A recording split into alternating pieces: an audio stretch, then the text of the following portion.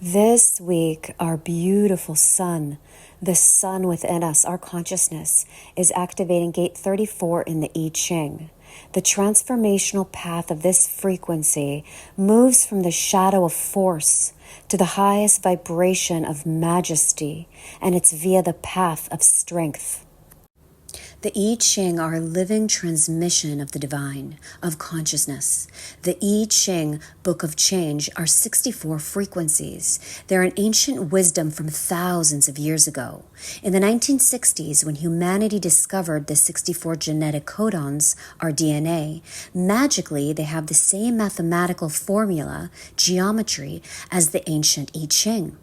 Every 6 days, the sun activates one of these 64 frequencies, which activates a genetic codon within us, which stimulates our consciousness field, the theme of the life.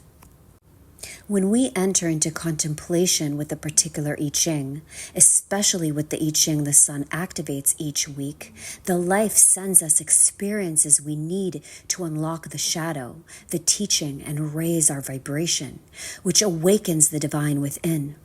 This is abstract energy of sensing, so receive this message with the heart and body. The dilemma of the 34th shadow of force is trying. It's all about trying, meaning not creating or being, but forcing. Typically, when we're unsure of ourselves or lost our self-assurance, we say we're trying. So at the shadow, we are forcing and trying too hard. All the shadow frequencies have an undertone of force in it. This one in particular can be brutal primal force, which can lead to health issues. At a certain point in our evolutionary history, we needed this force, this power. For example, with plants, which are directly connected to the 34th I Ching. So with plants, this energy provides the thrust that cracks open a tiny seed and forces its way up through the soil into the air above. But we've come a long way as humans. We are now energetically designed to be in passenger consciousness.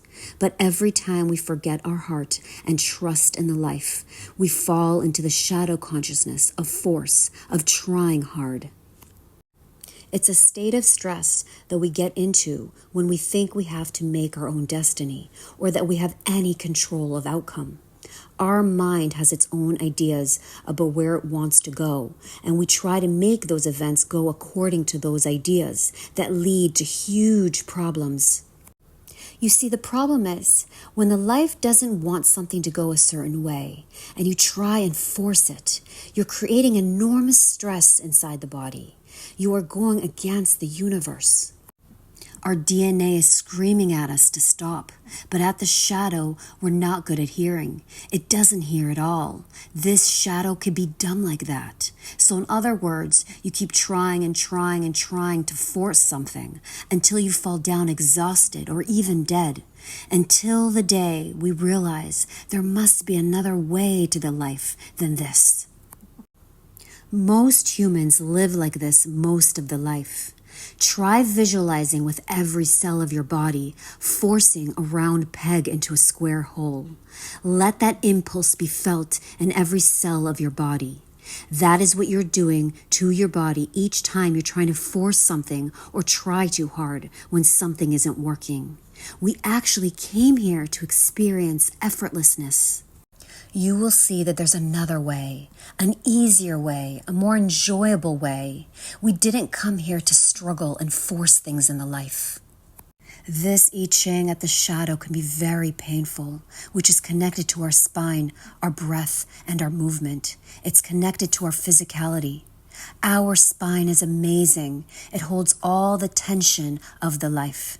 Every time we move out of universal harmony, our spine, at some level, it compresses, and we are literally grinding ourselves down, and we end up stooping or hunching down, and we end up with backache or leg ache or any ache.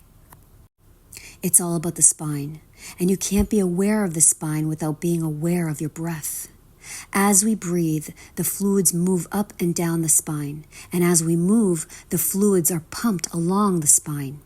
It's really a master communication channel in the body as the nervous system runs through it. A spine without tension creates a feeling of joyousness within the body, as if you are floating through the life. Most of us don't feel like that. Most spines are filled with aches and pains, ancient tension. Every point in the spine has a relationship to every organ and every system in the body. And every point in the spine has a relationship to every single aspect of the life. We are so used to forcing the life to go a certain direction, we forget what it means to take the easy path, and it takes such a toll on our body. We continue doing things we don't love, or continue living with people without telling them the truth.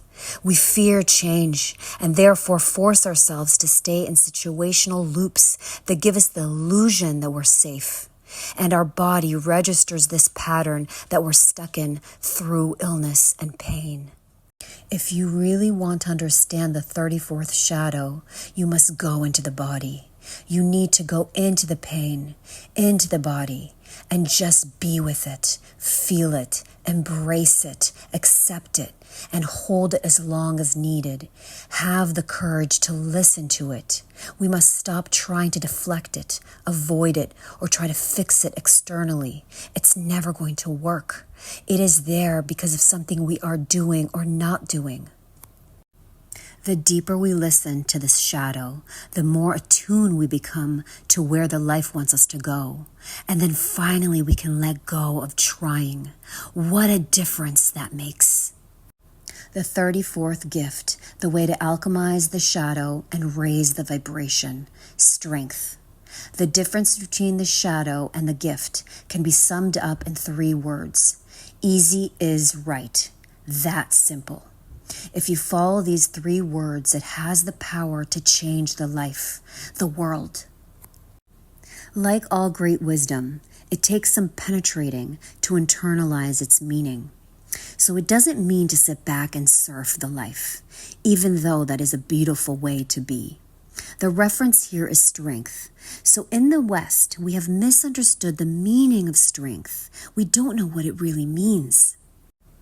If we look at martial arts, or most of our sports, it requires force and competition.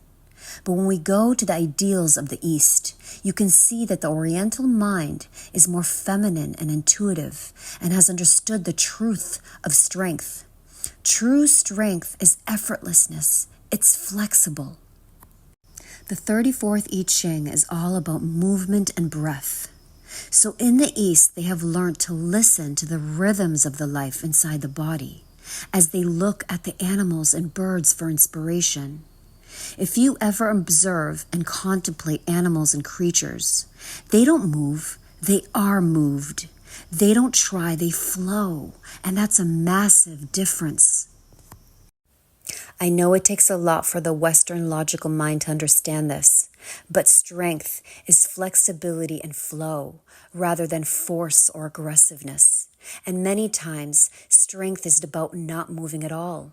It's about stillness and allowing things to just be.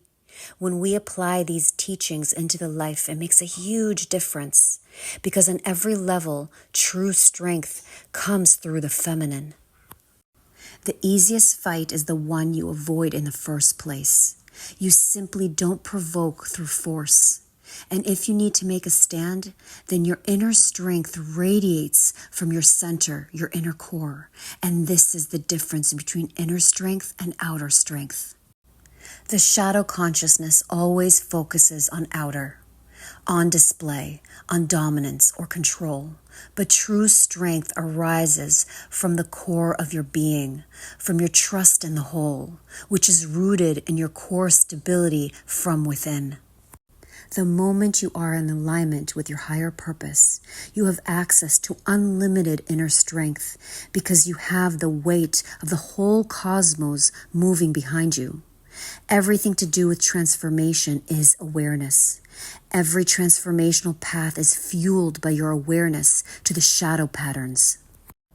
Once you have identified the force patterns in the life, where you're trying to force something to go your way that isn't flowing easily, Then the miracle happens. You begin to let go, and force lets go of you. And then you have moved away from collective conditioning, moved into higher frequencies. It's a breakthrough. It will happen each time you remember your heart and remember the whole. The heart loves the easy, the simple. Core stability is all about complete trust and relaxation. Force was needed in the beginning of our evolution. In the beginning, it was natural. It was needed for survival.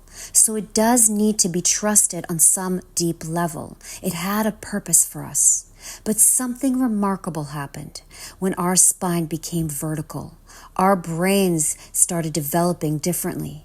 We suddenly opened up to a whole new geometry, which developed our mental awareness. But we lost our innocence. We lost our self-assurance.